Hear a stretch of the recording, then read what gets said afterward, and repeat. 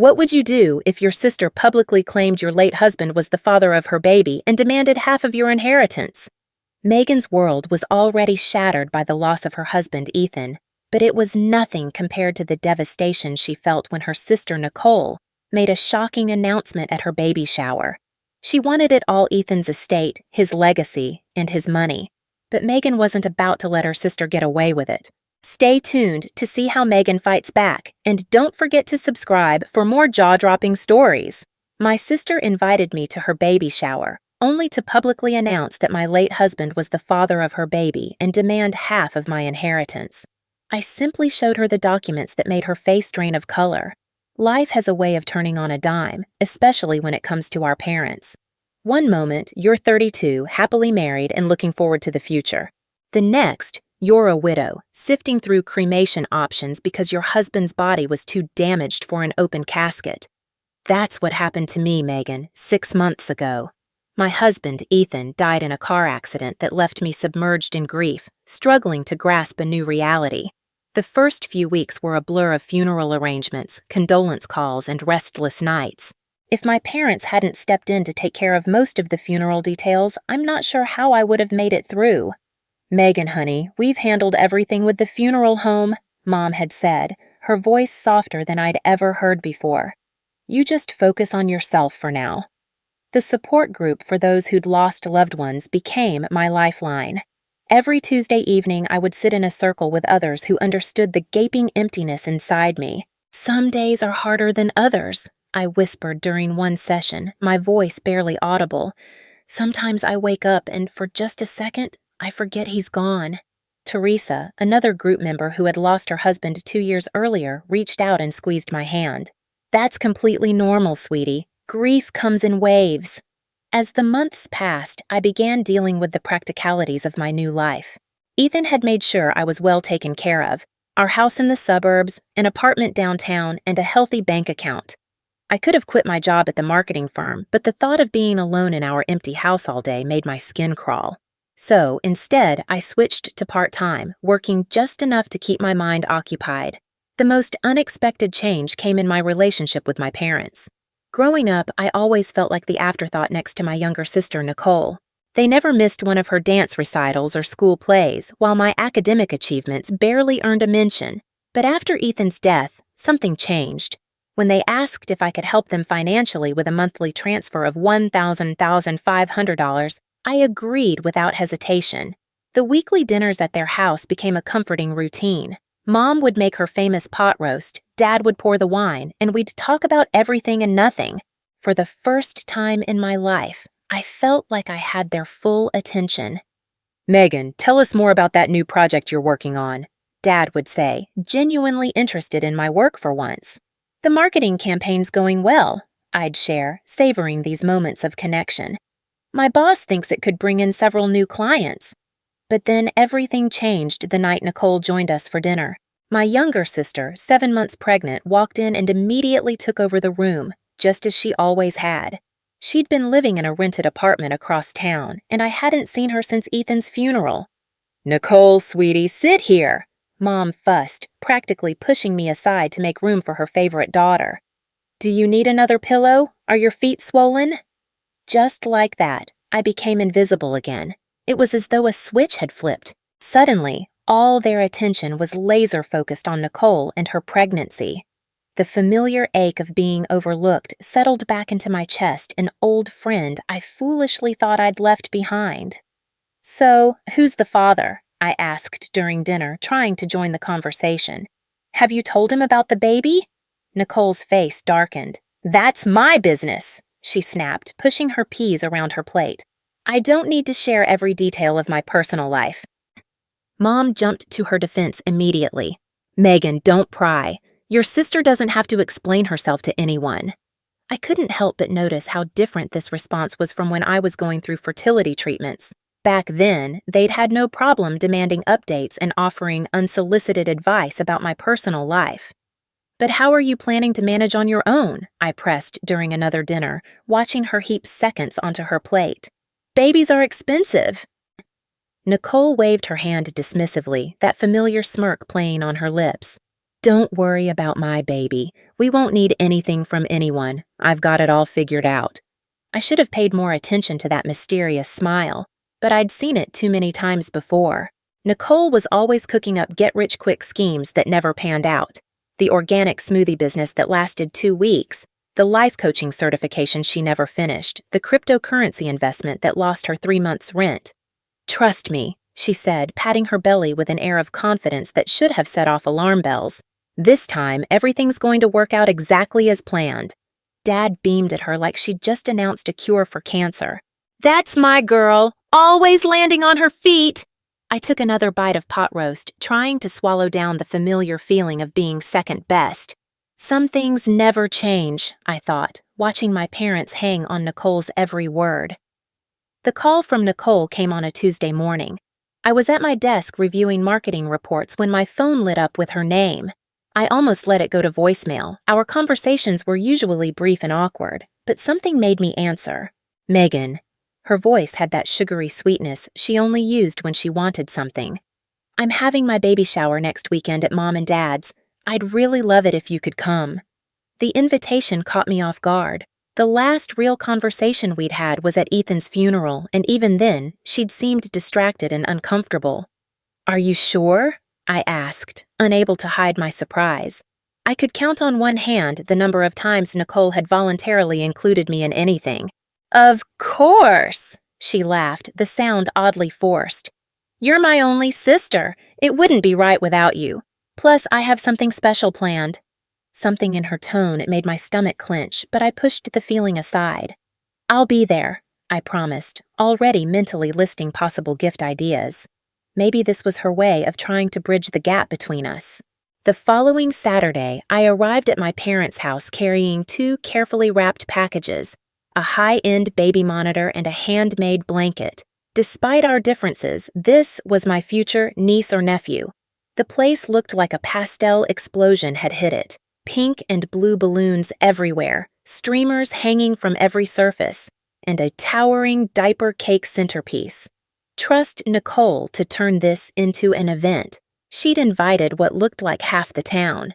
Aunt Margaret was there with her daughters, Mom's bridge club friends occupied the sofa, and Nicole's old college roommates clustered around the punch bowl giggling over some shared memory.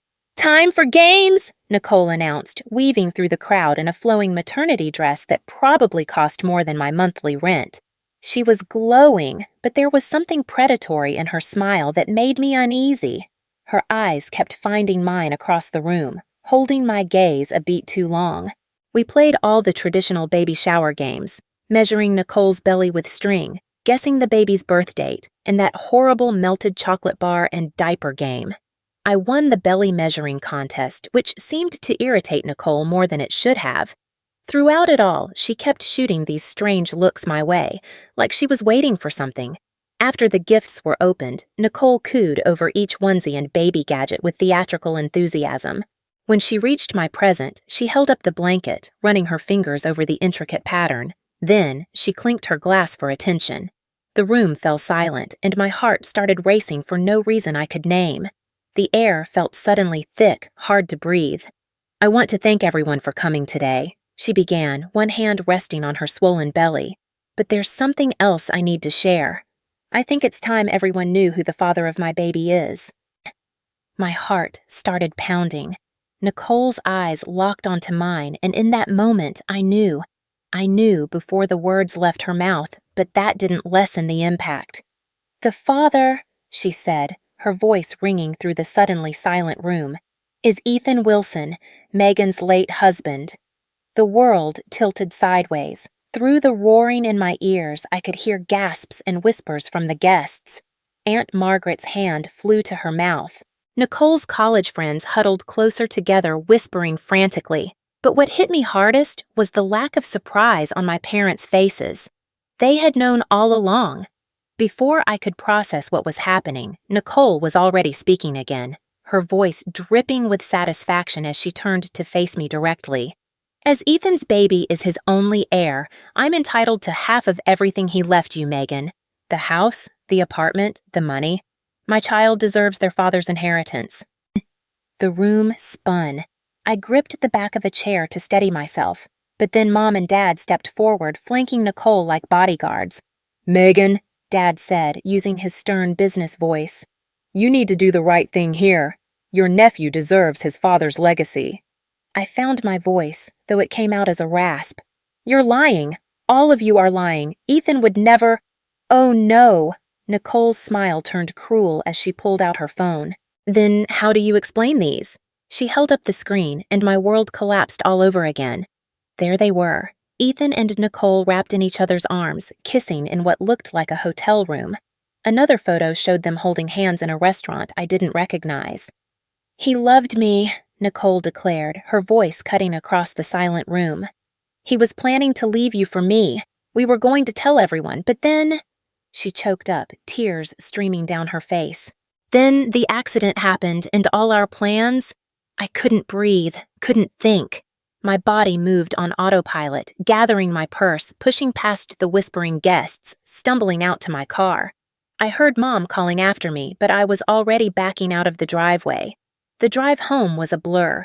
My mind kept replaying those photos, trying to make sense of them. The restaurant photos must have been taken during those business trips he claimed to have. The hotel probably during his frequent work trips. My phone started buzzing as soon as I walked through my front door. Nicole was sending messages, dozens of them, screenshots of conversations between her and Ethan. "I don't love her anymore. I haven't for a long time. We'll tell everyone after the divorce. You're the only one I want to be with. I can't wait to start our life together." Message after message appeared on my screen, each one a fresh knife in my heart. The timestamp showed conversations going back months. My husband and my sister plotting their future while I underwent fertility treatments, believing I was the problem in our marriage. I spent that night pacing through my house, touching Ethan's things, and wondering if everything about our life together had been a lie. The first call from my parents came at 7 a.m. sharp. I let it ring 4 times before answering. "Megan, you need to be reasonable about this," Dad started, not even bothering with a greeting. "The sooner you agree to split the inheritance, the easier this will be for everyone." The casual arrogance in his voice made my blood boil. "Easier for whom? For Nicole? For you?" "For all of us," Mom chimed in. I was on speakerphone. "You don't want this to get messy, dear." "When?" The word came out as barely more than a whisper. "When did you know about them?" There was a pause. The kind of hesitation that tells you everything you need to know before a word is spoken. We've known for a while," Mom finally admitted. "Ethan confided in us about 6 months before the accident." The timeline hit me like a physical blow. 6 months. They'd known for 6 months and still let me cry on their shoulders at his funeral, still accepted my money every month while knowing what he and Nicole had done. Traitors. The word fell cold and final on my tongue. "All of you." I hung up the phone and blocked their numbers. My hands trembled as I opened my banking app, but I didn't hesitate for a second canceling the monthly transfer to their account. Let them go to their precious Nicole for money.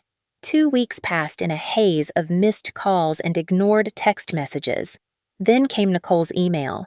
She threatened to sue me unless I voluntarily gave up half of everything. The word voluntarily never looked so much like a curse. I couldn't bring myself to respond, couldn't bear to think about Ethan's betrayal. The thought that so many people must have known, must have seen them together while I remained in the dark, was suffocating. The whispers at work became unbearable, pitying looks from some colleagues, barely hidden smirks from others. Tom, my boss, and one of the few true friends I had left, called me into his office after I had broken down in the middle of a client meeting. "Take some time off," he said softly, his voice full of concern. "Paid or unpaid, whatever works for you. Your job will be here when you're ready to return." I nodded, gratitude overwhelming me, and packed up my desk that same day. The weeks that followed blurred together. I became a recluse in my own home. I had groceries delivered, ignored the doorbell's persistent ring, and spent endless hours staring at old photos, searching for signs I must have missed. Every happy memory now felt like a cruel joke. every moment of our marriage was tainted by the crushing reality that he had been living a double life with my own sister. The news came through Facebook. Nicole had given birth to a boy. The photo showed her radiant in a hospital bed, our parents proudly hovering over their new grandson. The baby was wrapped in the cream-colored blanket I had knitted for the baby shower. It felt like a deliberate stab to my chest. I closed the app before I could read the comments, but not before seeing that she had named him Ethan Jr. A week later, the court summons arrived in a thick manila envelope. My hands shook as I opened it, already knowing what I'd find inside. Nicole was suing for half of everything Ethan had left me, claiming her son's right to his father's inheritance. The legal language was cold and clinical, the demands laid out in stark black and white. She wanted the house, half the money, and partial ownership of the downtown apartment. I spent 3 days researching lawyers before settling on Richard Martinez, a highly recommended expert in complex inheritance cases. "Miss Wilson," he said, flipping through the papers on his desk, his expression carefully neutral. "I have to be honest with you. Your sister has compelling evidence of a long-term relationship with your late husband, text messages, photos, witness statements, including from your own parents." He paused, adjusting his wire-rimmed glasses. "In inheritance cases like this, proof of an intimate relationship combined with a biological child, well, the courts tend to be sympathetic." I was still reeling from this devastating news when my phone rang that evening, an unknown number. "Hello, is this Megan Wilson?" A woman's voice, unfamiliar but with a tone that struck something deep inside me. Her cadence, her voice, something about it made my heart race. "I'm Vivian Parker, Ethan's mother." The world seemed to tilt on its axis. I gripped the kitchen counter for support, my voice barely a whisper. "That's impossible. Ethan was an orphan. He told me his parents died when he was young. He grew up in foster care." "Another one of his lies, I'm afraid," she said, bitterness lacing her words, though her tone wasn't unkind. "Would you be willing to meet with me? There are things you need to know, things that might help you." We arranged to meet at a small cafe downtown the next morning, neutral ground. I arrived early, my stomach in knots, and ordered a coffee I couldn't drink. I nearly dropped the cup when she walked in. The resemblance was uncanny. Ethan had her eyes, her smile, even the way she carried herself. She moved with the same fluid grace I'd always admired in him. "I was at the funeral," she said after we settled into a quiet corner booth, far from prying eyes. "Back row, black dress and veil. I couldn't bring myself to approach you then. Ethan and I hadn't spoken in years." The memory hit me all at once, the solitary figure in the back of the church, her face hidden behind a dark veil. I had been too lost in my grief to wonder who she was, but now it was clear. The woman in black, standing apart from the others, her presence quiet but unmistakable. "Why are you coming forward now?" I asked, trying to keep the suspicion out of my voice. After all the recent revelations about Ethan, I found it hard to trust anything or anyone connected to him. Vivian reached into her handbag and pulled out a manila envelope worn at the edges as if it had been carried around for a long time. "Because I've heard about what your sister is claiming, and because despite everything, I can't let another woman suffer from my son's lies." Her fingers trembled slightly as she slid the envelope across the table. With trembling hands, I opened the envelope Vivian had given me. Inside were medical records from Boston General Hospital dated 10 years ago, about a year before Ethan and I got married. My eyes scanned the document, and I felt the blood drain from my face. Complete azoospermia. Permanently sterile. No possibility of natural conception. The clinical terms jumped out at me, each one a fresh blow. "Ethan had these tests done when he was 25, Vivian explained softly. "He was devastated by the results. It was one of the last things we discussed before our falling out." I couldn't speak.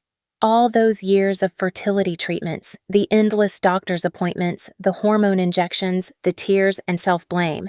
It had all been a cruel charade. The courtroom was packed on the day of the hearing. Nicole sat in the front row cradling baby Ethan Jr. while our parents flanked her protectively. She dressed the part of the grieving almost widow perfectly. Demure black dress, minimal makeup, practiced look of sorrow. When she took the stand, she played to the gallery masterfully, tears glistening in her eyes as she described her great love with Ethan. "All I want is what's fair for my son," she declared, her voice breaking. "He deserves his father's legacy." My lawyer, Mr. Martinez, waited until she'd finished her performance before he spoke. "Your Honor, I'd like to submit evidence that proves Miss Thompson's entire claim is fraudulent." He approached the bench with the hospital records. The judge reviewed the documents, her expression unchanging. Nicole's lawyer jumped up, objecting about chain of custody and document authenticity. Nicole's composure cracked. "Those documents are fake!" she shrieked, clutching the baby closer. "She forged them to steal my baby's inheritance." "Your Honor," Mr. Martinez continued calmly, "given these medical records show Mr. Wilson was sterile, we request a DNA test to establish paternity." Nicole's smile was triumphant. "That's impossible! Ethan was an orphan and his body was cremated. There's no one to test against." "Actually, Mr. Gill," Martinez said, gesturing to the gallery, "I'd like to introduce Vivian Parker, Ethan Wilson's biological mother." Vivian stood, and a murmur ran through the courtroom. Even from where I sat, I could see Nicole's face turn ashen. "I'm willing to submit to a DNA test," Vivian announced clearly, "to determine if this child is my grandson." The judge nodded. "DNA testing is ordered. We'll reconvene when the results are available." Nicole swayed faintly in her seat, the color draining from her face. Our mother rushed to her side, casting me a venomous glare. But for the first time since this nightmare began, a spark of hope flickered inside me. The courtroom fell into a heavy silence as the judge opened the envelope containing the DNA test results. Nicole sat stiffly, the baby sleeping soundly in her arms, oblivious to the chaos swirling around him. "The results are conclusive," the judge announced, her voice clear and unwavering. "There is no genetic relationship between the minor child and Mrs. Vivian Parker. Therefore, it is determined that Ethan Wilson was not the father of this child." A collective gasp filled the room. Nicole's face crumpled as she broke into sobs, mascara streaking down her cheeks. "Miss Thompson," the judge's voice turned stern, "would you care to explain why you have perpetrated this fraud upon the court?" Nicole clutched the baby closer to her chest, her voice barely audible. "I was seeing several men at the time. When Ethan died and was cremated, I thought no one would ever find out. He had money and I needed it." "So, you attempted to defraud your own sister." The judge's disapproval rang through the room. "And used your parents as unwitting accomplices in your scheme?" "I just wanted security for my baby," Nicole whimpered, but the power of her words had dissipated. Even our parents looked stunned, finally realizing the full extent of her deceit. The judge's ruling was swift and final. "This court finds in favor of the defendant, Megan Wilson. All claims to Ethan Wilson's estate by Nicole Thompson are dismissed with prejudice. Miss Thompson, consider yourself fortunate that Mrs. Wilson has not pursued criminal charges for attempted fraud." Outside the courthouse, my parents approached me. Mom was crying, and Dad looked older than I'd ever seen him. "Megan, sweetheart," Mom reached for my hand. "We had no idea Nicole was lying. We can fix this. We've been struggling since you stopped the monthly transfers." I held up my hand, stopping her. "Just don't." I pulled out my phone, blocked their numbers right there, and walked away, never looking back. Vivian was waiting by my car. "Are you okay?" she asked, her voice soft. I surprised myself by laughing.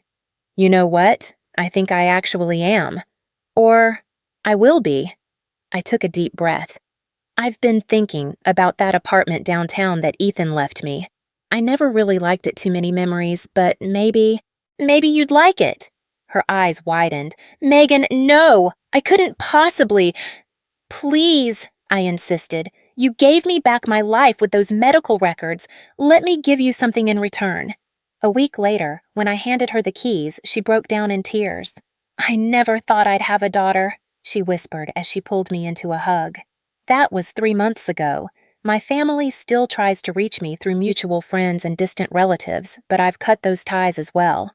Nicole sent a letter claiming she's changed, that she's sorry, that she needs help with the baby. I threw it away unopened. Instead, I've started having weekly dinners with Vivian. We're getting to know each other, sharing stories about Ethan the good and the bad. She's helping me see that while he wasn't the man I thought he was, that doesn't erase the happy moments we shared. Yesterday, I finally packed away Ethan's remaining belongings. Vivian helped me donate some items to charity and store others in the attic. As we worked, she told me stories about Ethan as a little boy before the lies took hold. Somehow, hearing that version of him helped. I'm not ready to date yet, but I've begun to live again. I've returned to work full-time, joined a hiking club, and I'm planning my first solo vacation. Sometimes, when I look in the mirror, I barely recognize the woman staring back at me. Life has a way of surprising you. I lost the family I was born into but gained a new one I never expected. It's not the life I had planned, but perhaps it's the life I was meant to have all along. What do you do when your world is turned upside down by betrayal and by the people who are supposed to be closest to you? Do you let the lies and deceit swallow you whole, or do you fight back with the truth? Megan's life was turned into a whirlwind of grief and shock when she lost her husband Ethan, only to find out that her sister Nicole had been carrying on an affair with him and worse, was claiming that Ethan's baby was entitled to his inheritance. It was a gut-wrenching blow. But Megan didn't let it break her. Instead, she took control of her story, and with the help of Ethan's biological mother, she exposed Nicole's lies. In the courtroom, Megan stood tall while Nicole's deceit unraveled. The DNA test results proved that Nicole's child wasn't Ethan's, shattering the false narrative Nicole had so carefully built. And in that moment, Megan realized that the most powerful thing she could do was to stand her ground. Nicole's manipulation had no place in Megan's life anymore. So, what would you do if you were in Megan's shoes? Would you have fought back, or would you have let the lies go? Have you ever had to stand up to a family member, even when it meant losing them? Let's talk about it in the comments. And if you found this story empowering, make sure to like, share, and subscribe for more.